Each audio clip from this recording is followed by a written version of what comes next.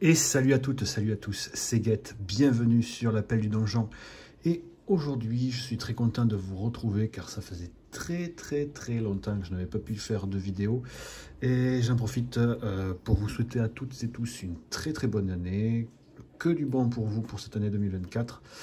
Et que tout se passe bien pour vous, que ce soit la santé, que vous connaissez bien, que vos projets se réalisent et aussi que cette année soit aussi ludiquement agréable pour vous.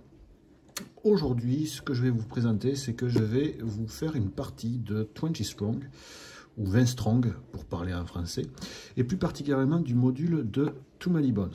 Pour ceux qui ne connaissent pas, 20 Strong est un jeu de la société de Cheap Theory Game, qui était un Kickstarter ou un GameFound plutôt, il y a maintenant 1 an et demi, 2 ans, et qui a été donc localisé par Lucky Duck Game. 20 Strong, en gros, c'est un système de jeu à base de dés et de paquets de cartes comme ceci, qui, en fait, vous avez besoin de la boîte de base qui comporte des dés, et la boîte de base est vendue avec les sentinelles solaires, que je vous présenterai peut-être plus tard. C'est pour l'instant le seul que j'ai commencé à tester, qui est vraiment très fun. Et chaque paquet de deck, en fait, vous avez besoin des dés de base de 20 Strong, et chaque jeu de cartes vous apporteront des règles spécifiques. Il y a des règles, on va dire, communes à tous les paquets. Et donc, les Sentinelles Solaires est le premier jeu, entre guillemets, de la gamme. Et ils ont sorti, du coup, en même temps, un des jeux dans le 20 Strong dans l'univers de Too Many Bones, et aussi de Oplumacus Victorum. Lui, je ne l'ai pas encore du tout testé. Voilà.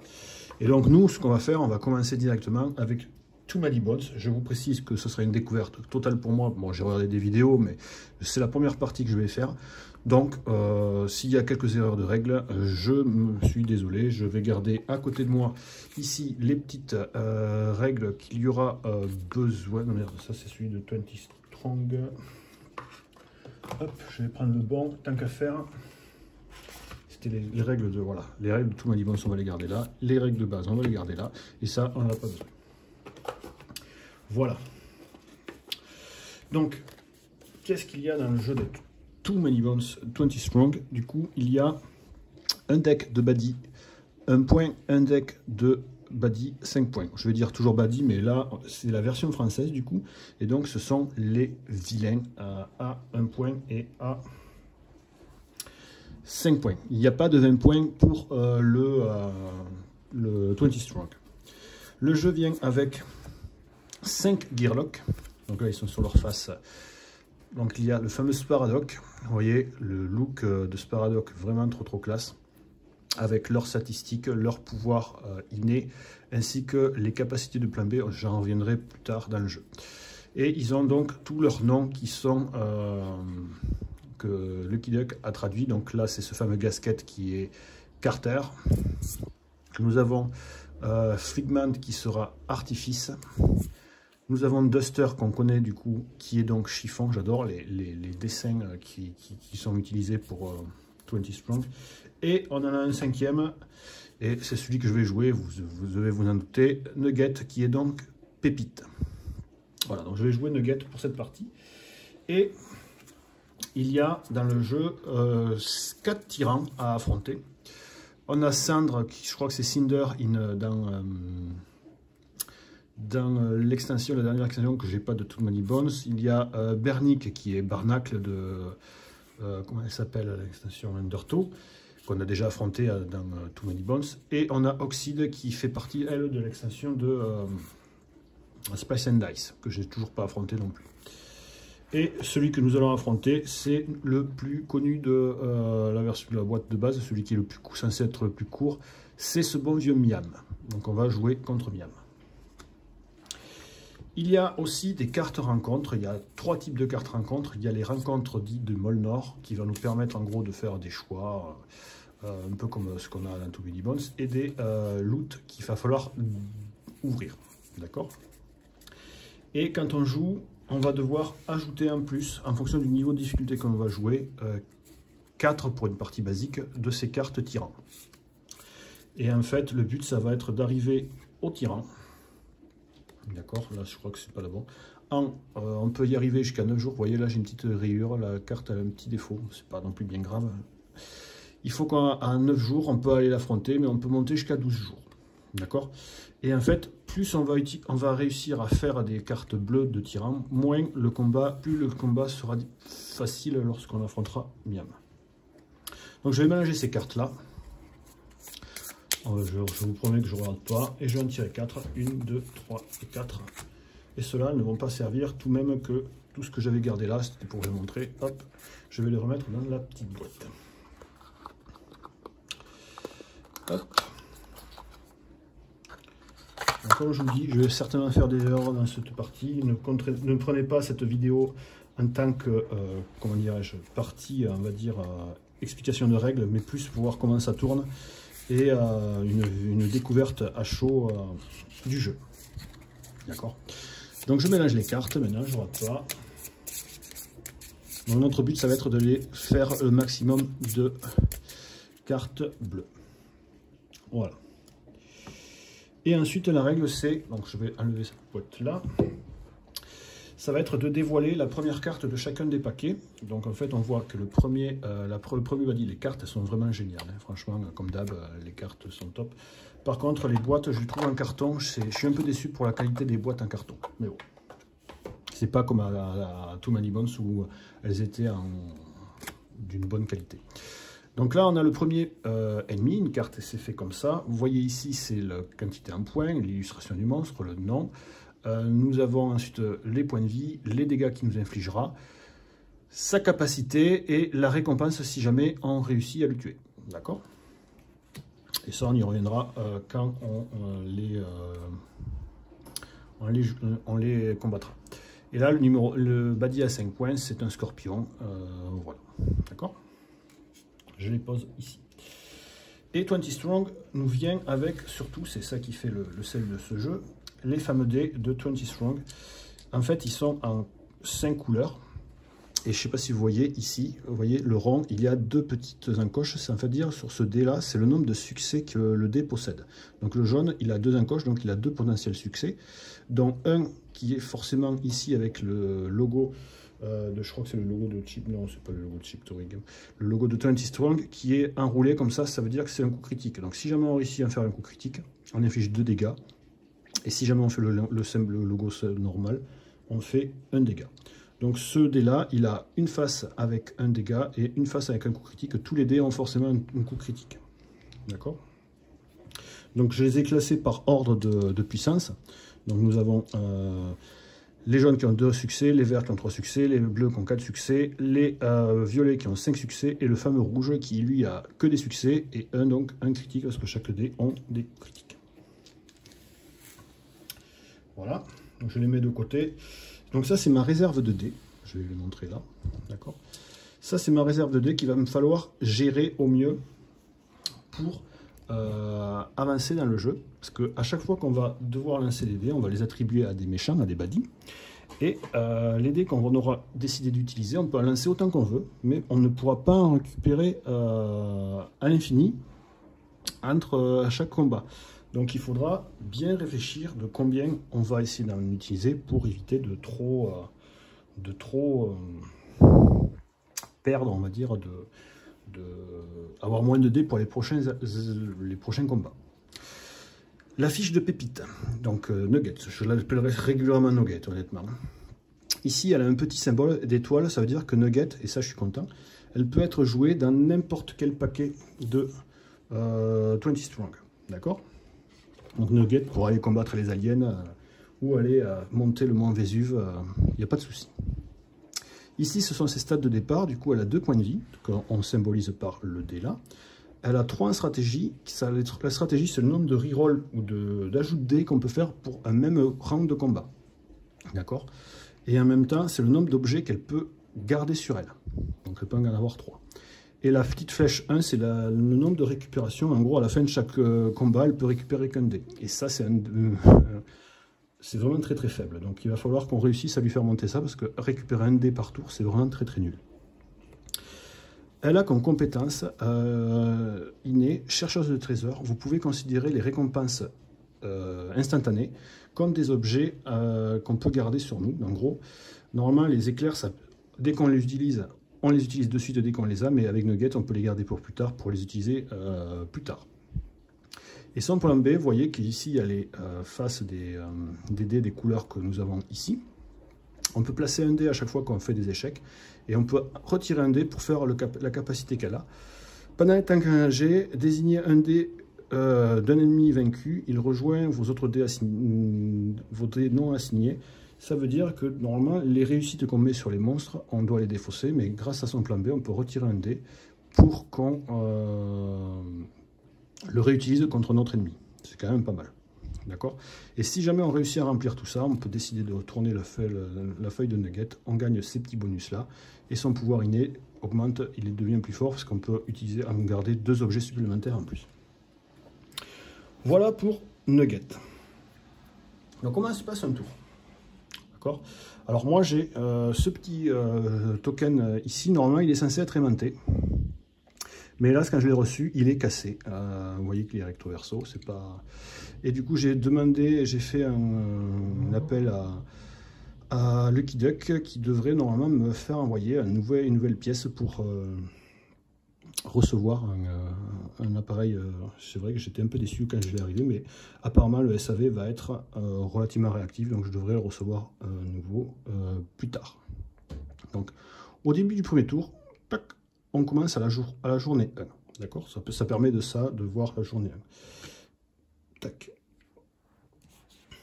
Donc, on augmente de 1 la compteur de journée. On choisit entre une rencontre, donc ce qu'il y a ici, une rencontre qui est là, ou bien un combat classique. Le combat, ça serait la file d'attente de vilain, comme à Too Many Bones. C'est le nombre de jours, parce qu'on n'a qu'un seul Gearlock, donc ça serait la body point. La file d'attente serait donc de 1, donc on aurait un monstre de niveau 1. Donc on choisit, soit on fait une rencontre, soit on fait un combat avec juste la file d'attente. Donc là, ce qu'on va voir, on va voir ce qu'on fait. Du coup, le truc, c'est que en fait, les cartes bleues, il va falloir donc les virer, parce que si jamais on les vire pas, le combat de Miam, en fait, vous voyez là, c'est ces statistiques. Au début du combat, comptez les cartes rencontres qui se trouvent encore dans le paquet rencontre ici, les cartes bleues. Pour chaque carte qui lui reste, il aura 2 points de vie supplémentaires à la fin au moment du combat. Donc il va falloir qu'on réussisse des cartes comme ça. Et en plus, il aura un vilain à 5 points avec lui. Alors, donc soit on fait cette carte-là, soit on fait body points, donc c'est à 1. Donc si on fait cette rencontre-là, mais qui voilà, file d'attente, point de vilain, donc 1, plus un vilain à 5 points. Donc on aurait ces 2 méchants qui seraient là. À chaque fois que vous utilisez votre plan B, moins 2 points de vie. Ok.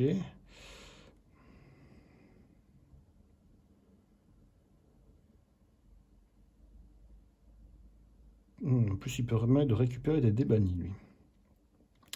Ok. Et lui, c'est le Troufion Orc. Du coup, ce vilain gagne +1 en attaque pour les autres orques face visible. Et en récompense instantanée, on gagne 1 point de vie. Eh bien, peut-être qu'on va faire directement celui-là, parce que ça permettrait en fait de commencer à faire une première... Tant qu'on a pas mal de dés, si ça se trouve c'est une connerie, mais je pense qu'on va faire ça. Donc on va prendre le Troufion Orc, et on va prendre le Scorpion. D'accord? Donc à chaque fois que vous utilisez votre plan B, moins 2 points de vie, donc là pour l'instant j'ai aucun dé, parce que pour faire le plan B, il y a besoin d'enlever qu'un seul dé. Donc là je ne vais pas le faire pour le moment. Et d'ailleurs si je le faisais, je tomberais à 0 et je perdrais directement la partie. Les cartes ici, elles doivent toujours être visibles, donc j'en retourne forcément une. Donc c'est pas un orc, il ne faudrait pas qu'il y ait un orc. Et là il n'y a pas un orc non plus. Les dessins de ces cartes, ils sont magnifiques, vraiment très très beaux. Donc c'est le premier tour, donc on va devoir maintenant, ici, phase de stratégie. Alors en répétable selon la stratégie, donc notre stat là, on peut le faire donc 3 fois. Donc engager, lancer et assigner les dés. Donc engager, on va décider combien de dés on va utiliser. Donc ils ont tous les deux, ça fait 6 points de vie qu'il va falloir qu'on fasse. Donc je pense qu'on va quand même prendre ça. On va prendre le rouge.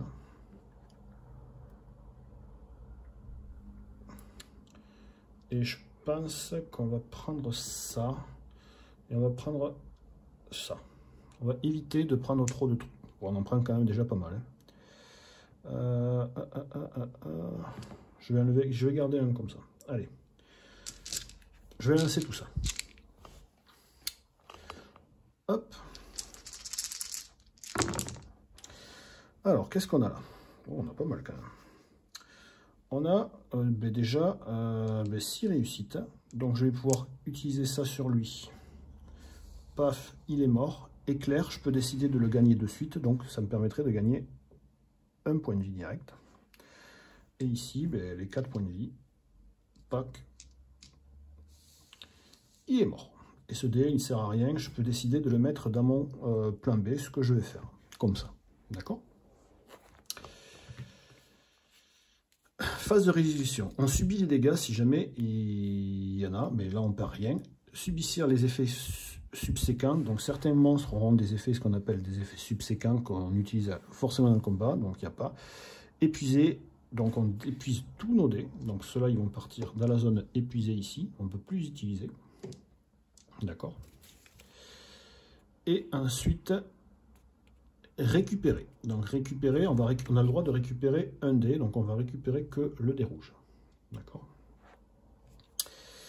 Et récupérer les objets, donc lui, il a une capacité. Donc extension de plan B, il faudra avoir 3 dés dans le plan B. On peut remettre jusqu'à 2 dés bannis de votre réserve. Donc là, pour l'instant, on n'a aucun dé banni, c'est pas ça des dés bannis. Mais pour l'instant, c'est bon à savoir. Donc là, on va mettre, hop, comme ça. Tac, papilloc. Tac. Et lui, il part à la défausse.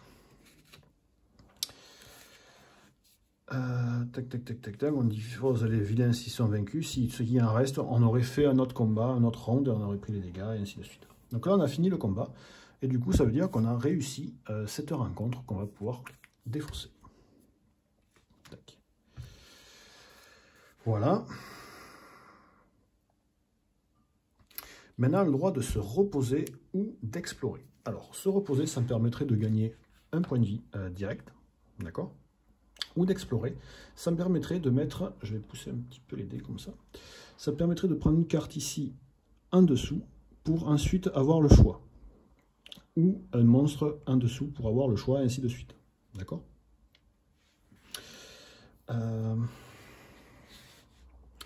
Lui, il permettrait de gagner. Ouais, on peut récupérer un dé avec lui en le tuant. Après, il faut quand même regarder les compétences qu'ils ont quand même, ces trucs-là. Ici, les cartes dites du môle Nord, il y a une pénalité si on décide d'explorer dessus. On doit épuiser 2 dés de la réserve ou bannir un dé. Donc, il vaut mieux éviter d'explorer ce genre de trucs. Il vaut mieux les faire. Donc, qu'est-ce qu'on a ici? Un décampeur troglodyte.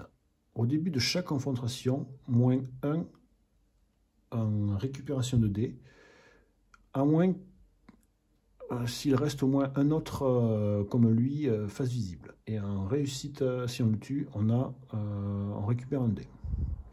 D'accord. Lui, au début de chaque confrontation, lancez et épuisez un dé de votre réserve sur un échec moins une vie. D'accord. Et ça, c'est l'effet subséquent. Si la zone active contient des échecs, bannissez l'un d'entre eux. Oh, il est chiant, lui. Et en plus, il nous donne soit donc un en stratégie ou un en récupération de dés. Donc, je crois que je vais explorer. Tic, tic, tic, tic, tic. Je vais... Donc ça, c'est la défausse. On va les foutre ailleurs, les défausses, comme ça. Tac. Je vais décider d'explorer ici. Tac. Alors ça, c'est encore de la stratégie. On aura le lieutenant Cobalt, qu'il est stylé, ce mec, avec ses lunettes de soleil. À la fin de la confrontation, -1 vie si ce vilain est vaincu, mais qu'il reste d'autres vilains invaincus. D'accord, donc il faut qu'on tue tout le monde. Bon. Qu'est-ce que je fais? Donc maintenant, on a le choix. Soit on fait cette rencontre-là, soit on fait un combat avec body point 2, donc on aurait 2 baddies à 1 point. Donc cette rencontre, qu'est-ce qu'elle nous propose? File d'attente, un baddie à 1 point, plus un baddie à 1 point, donc on aurait 3 baddies à buter. Ou récupérer la carte rencontre tyran au hasard de la défausse et glisser sous le parquet, et ensuite on a plus 1 récupération. En vrai, ça serait quand même vachement bien ça, parce qu'on a besoin de récupération, on n'en a que 1. Mais ça nous demanderait de récupérer ça et la remettre sous le paquet.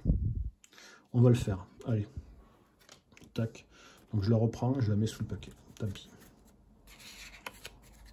Tac. Et ça nous fait plus 1, 1. Voilà. Et le truc, c'est que normalement, on ne fait pas de confrontation, donc on ne récupère pas de dés ce tour-ci. Mais au moins, on en aura 2. Donc c'est un nouveau tour. Hop, on passe à 3. Pareil, qu'est-ce qu'on fait?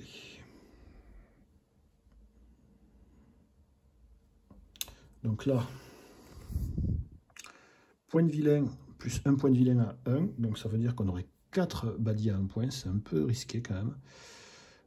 Pénalité d'exploration, bannissez un dé ou -1 en vie. On va peut-être pas faire ça. Je crois qu'on va faire un body point à 3 points. On va prendre 3 à 1 point. Donc, on a lui. On a lui, le golem d'argile qu'on connaît que trop bien. Et on a un poisson panthère. Allez, on va regarder ce qu'ils font.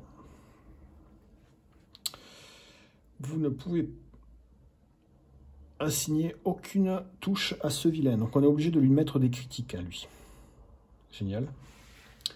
Et il faut que je dévoile celui-là quand même. Donc c'est un déserteur orc. Campeur troglodyte. Au début de la confrontation, -1 en ça, s'il reste au moins un autre face visible. Donc il n'y en a pas. Donc on n'a pas baissé ça. Et lui, bannissez tout dé assigné à ce vilain. Donc il faut en mettre le moins possible. Et il nous redonnerait aussi en récompense pour récupérer des dés. Bon. Donc il y a potentiellement 6 dégâts à faire, mais lui ne prend que des dégâts critiques. Donc on va prendre 2 dés comme ça. On va prendre forcément celui-là. Un comme ça. Et un comme ça. Et on va prendre un vert aussi. Allez. Ouais, je sais, je mets beaucoup de dés. Non, on va pas prendre le bleu. Allez, on va tester comme ça déjà. Allez.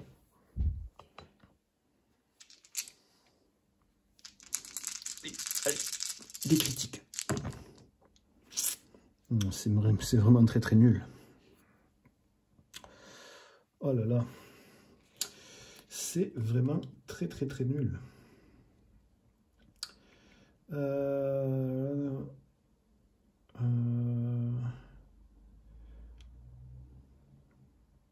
sais plus si on a le droit de relancer pendant la phase stratégie. C'est actif, vous pouvez utiliser assigner.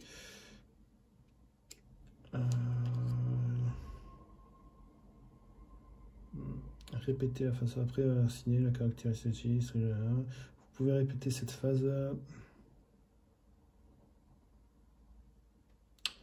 Ne peut pas dépasser la 1, cette répétition continuerait. Je ne sais pas si on peut relancer tous les dés non assignés. D'accord, oui, on peut, voilà, on peut relancer tous les dés non assignés. Assigner. Vous pouvez assigner les touches. Vous pouvez, donc on a le droit de relancer le rouge. Donc ça, c'était notre première phase de... J'ai décidé de relancer tout ça. Donc il nous reste 2 phases de stratégie. Bon, déjà. Alors, je vais mettre le jaune sur lui. Donc ça fait que je récupérerai un dé de plus. Tac. Mais que celui-là, il est banni. Donc celui-là, il ira dans la boîte, direct. Ces deux-là, je vais les mettre sur lui. Tant pis. Comme ça, lui, il va mourir. Voilà. Et j'ai le droit de récupérer un dé directement de la réserve. Je vais récupérer un violet. Et il y a ce poisson panthère que je n'ai pas fait de critique encore. Il me reste une dernière phase de stratégie, donc je vais assurer le coup, je vais prendre un vert en plus. Allez, il faut que je fasse à tout prix. Voilà, je ne sais pas comment. Ceux-là ils sont morts, je vais les poser comme ça. Tac. Il faut que je fasse un critique à tout prix sur ce vilain.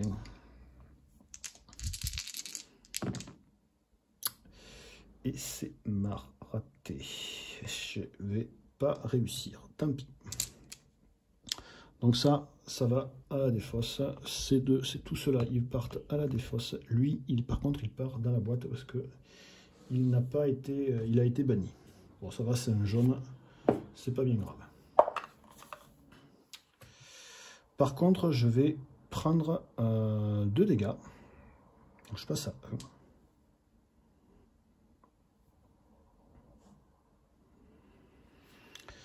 Et contrairement à 20 Strong, le jeu de...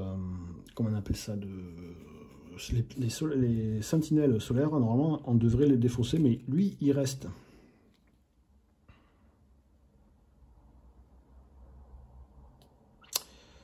Du coup, est-ce que je récupère les dés?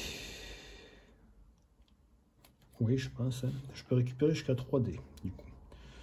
Donc, je vais récupérer ces 3-là.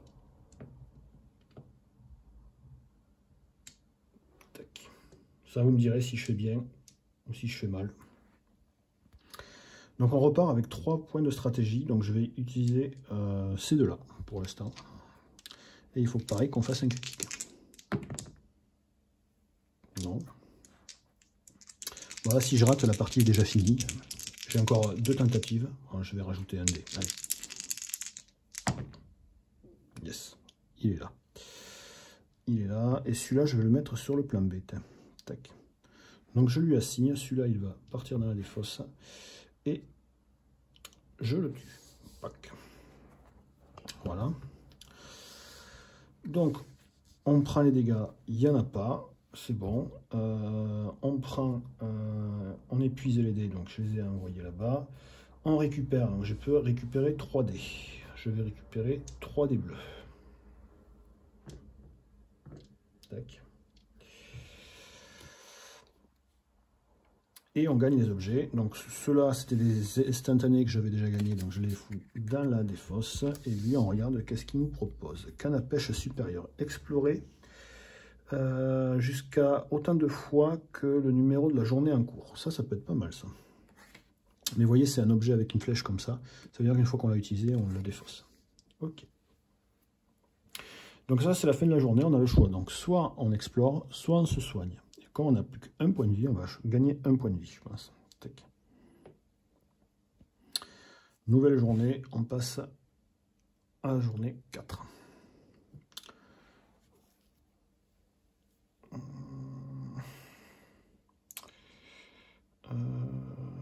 Bah, c'est chiant ça là.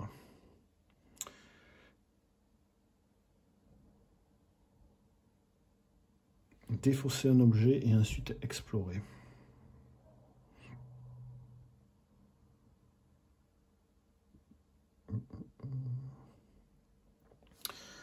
Ouais, ben je vais faire ça. On va défausser un objet, on va défausser du coup la canne à pêche, tant pis. Et ça va me permettre d'explorer. Alors, explorer.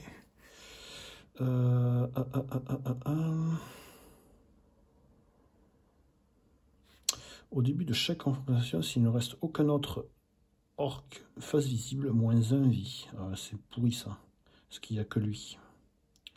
Donc je vais essayer de tac, le mettre là, et on va voir ce qu'il y a ici. Les croix du marais. À chaque fois que vous utilisez le plan B, -1 vie. On peut placer ensuite un dé épuisé ici sur notre plan B en tant que récompense instantanée.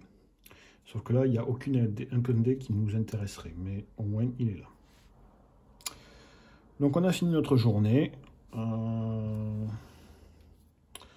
Du coup, on continue, on passe à la journée numéro 5. Vous voyez, ça va quand même très vite. Hein.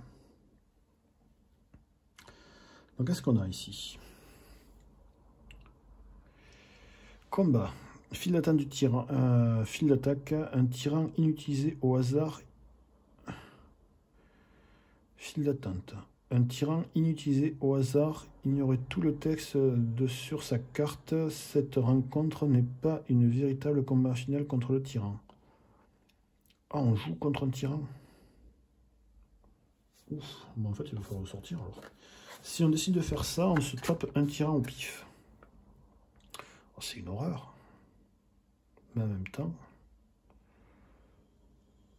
on l'affronte brut comme ça.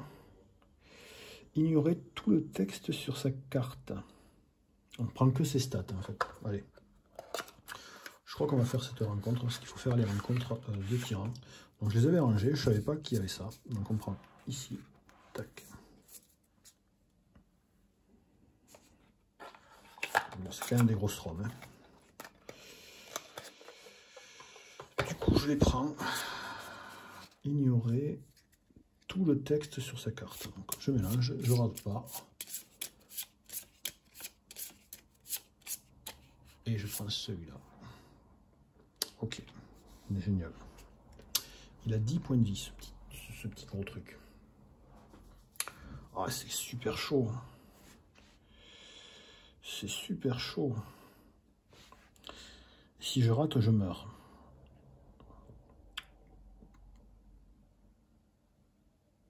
Et on gagnera rien si ce n'est que de ne pas avoir ça. Bon, écoutez, on va le faire. Donc, 10 points de vie quand même, la vache. Ben, on va prendre la max, hein. Tac, on va utiliser ça et ça déjà. On va voir ce que ça donne. Si je fais quand même pas mal de critiques, ça pourrait être évité de faire, de prendre trop plus de dés. Alors ça fait, ouais, c'est pas fou quoi. On va rajouter ça et on va tout relancer pour faire des critiques.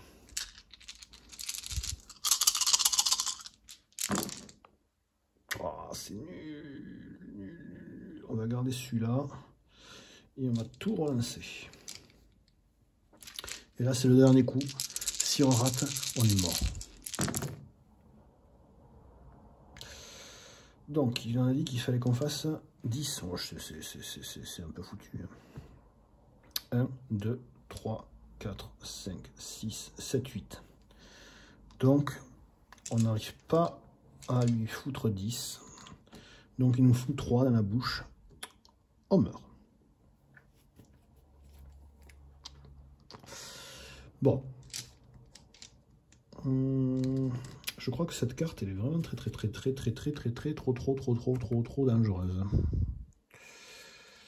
Bon. On va faire, parce que la vidéo, elle va pas s'arrêter trop de suite là, on va imaginer que ben non, en fait, on va dire que c'est fini, c'est comme ça. Hein. Ce que je vais pouvoir faire, c'est que je vais vous montrer du coup le reste. Mais en gros, voilà, vous avez pu voir la partie, bon, ça s'est terminé un peu abrupt. Mais très curieux de continuer de refaire. Si j'ai fait des erreurs pareilles, vous me dites si j'en ai fait trop. Mais en gros, vous avez pigé le concept. Je pense que Nuggets n'est peut-être pas le meilleur perso pour débuter à jouer au jeu, pour découvrir le jeu. Je pense qu'il faudrait peut-être prendre un personnage peut-être un peu plus puissant avec ses pouvoirs, parce que j'ai rien utilisé encore dans ses pouvoirs. Mais écoutez, le principal, c'est que je vais y rejouer. Franchement, il me plaît beaucoup ce jeu. Et ce système de dés, de savoir quand est-ce que jaugeais la chance, je pense que peut-être j'avais trop utilisé de dés, ou peut-être contre lui, il fallait vraiment que j'utilise peut-être tous les dés. Je regarde si j'aurais réussi un truc. Alors regardez tous ces critiques. Regardez tout ça. Rien qu'avec ça, ça fait déjà 8. Rien qu'avec ça, j'avais fait 10, vous voyez. Bon, j'ai pas eu de chance, Mais, voilà. Donc on est tombé sur un mini-boss carrément dans le jeu. Donc ce que j'avais vu comme critique, c'est qu'il n'y avait pas beaucoup de cartes rencontres, mais au final, je pense quand même que même une carte rencontre quand même est vraiment en fonction comment dirais-je, des monstres qu'on va rencontrer sont quand même assez génériques, mais à la fois quand même assez intéressantes pour renouveler quand même pas mal la partie. Les baddies, comme je vous ai montré, il y en a quand même pas mal. Alors, en off, je me suis amusé à compter les différents ennemis.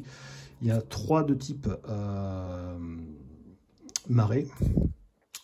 Il y en a 4 de type poisson dans le paquet de niveau 1. Et 3, enfin il y a 3 de type comme ça, des jeux de base de ces fameuses catégories-là. 4 types poissons, 4 types mecha, et après 3 gobelins, 3 trolls, 3 animaux, donc 4 mecha. Et 3 qu'on a tués là, je ne connais pas parce que c'est des cartes break, je crois. Et 4 comme ça. Et 3 comme ça, dans le paquet de niveau 1. D'accord. Donc ça veut dire que tous les monstres, ils sont à peu près dans le même nombre d'exemplaires, sauf les poissons et les mechas qui en a 4 dans les niveaux 1. Et dans les paquets de niveau 5, il n'y a pas de poissons ni de mechas. Par contre, chaque famille y est représentée 2 fois. Donc en gros, il y a forcément toutes les familles du jeu qui sont plusieurs fois. Donc voilà, les illustrations sont vraiment très très belles. Vous voyez, chaman orc, le sombre loup, ah oui, là, le brasseur troll, l'assassin, particulier ce design. Voilà. Et derrière, vous voyez, il y a toujours ces petits côtés un peu brillants, c'est vraiment très très chouette. Niveau qualité des cartes, c'est vraiment de la très très bonne cam. Elles sont pas tout à fait pareilles que celles de Too Many Bones, mais ça reste quand même une très bonne qualité. À mélanger, c'est super agréable. Franchement, il n'y a pas besoin de sliver ce style de cartes. Bon, moi, je slive rien maintenant. Mis à part Iron Helm, que je trouve que les cartes de Iron Helm sont peut-être un peu de moins bonne qualité. Mais et quoi, il faut les mélanger quand même pas mal. Mais voilà, donc ça c'était pour Too Many Bones. Je peux vous montrer si vous voulez les autres paquets, parce qu'au final la partie s'est terminée un peu abruptement. Mais je pense que je vous ferai des parties de chacun des jeux sur la chaîne, certainement peut-être une autre partie de 20 Strong Too Many Bones aussi. Donc voilà, là les sentinelles solaires. Donc il y a 3 cartes de héros pour le jeu, mais ils sont recto verso, les héros de l'autre côté sont différents. D'accord. Ensuite, il y a des cartes missions. Vous voyez, le jeu est vraiment différent dans ses mécaniques que Too Many Bones. Donc là, il faut réussir des missions avant d'aller affronter un boss. Sinon, le boss de fin est beaucoup plus puissant que ce qu'il est attendu. De la même manière que Too Many Bones, il y a 4 boss différents dans le jeu. Vous voyez, pareil, les cartes qui brillent. Et ici aussi le rouge qui brille. J'aime bien aussi beaucoup le design des cartes des sentinelles solaires. Et là, c'est tous les monstres qu'il y a à affronter. Et pareil, elles sont faites plus ou moins pareil avec leur vie, leurs dégâts, leurs capacités, ainsi que là en bas les récompenses qu'ils nous donneront. Et elles sont toutes uniques dans le paquet, comme du coup, même ceux-là, elles sont donc toutes uniques. Voilà. Ça fait un bon paquet de monstres, et le dos pareil, vraiment très très très très très stylé.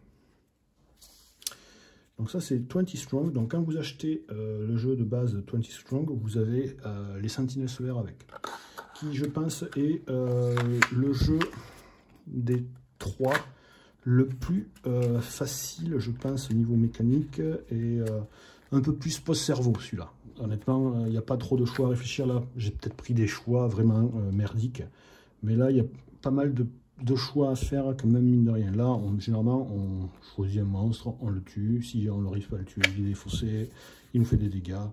Il y a quand même du choix, mais il est quand même assez basique. Mais moi, c'est pas un point négatif. C'est moi, en ce moment, tout ça, j'ai besoin de jeux post-cerveau. J'ai pas trop le temps, pas beaucoup de place. J'ai pas besoin de prendre beaucoup de place, et ces jeux-là, c'est parfait. Et celui-là, je pense aussi qu'à terme, il n'est pas non plus trop compliqué. Donc, je pense que c'est juste qu'il faut que je le pratique. Là, comme je vous dis, c'était vraiment une partie découverte. Et je me suis fait ouvrir vraiment très rapidement. Mais vraiment, j'ai adoré. Et j'ai adoré me faire défoncer. Et le dernier, Opomachus Victorum. Alors lui, par contre, il est beaucoup plus lourd et beaucoup plus, je pense, important que les deux autres. Et niveau règles aussi, je pense que celui-là, par contre, il sera un peu plus compliqué. Mais la qualité des cartes, pareil, c'est quand même... Donc ça, tout ça, ce sont les cartes rencontres qu'on va devoir avoir. Il y a deux types de cartes rencontres. Des cartes de combat à mort, qu'ils appellent ça, les cartes sport. Et là, elles ne sont pas forcément toutes... Voilà, par exemple, il y en a deux de la même, mais globalement, c'est assez différent. Des cartes événements vertes. Des cartes tactiques blanches.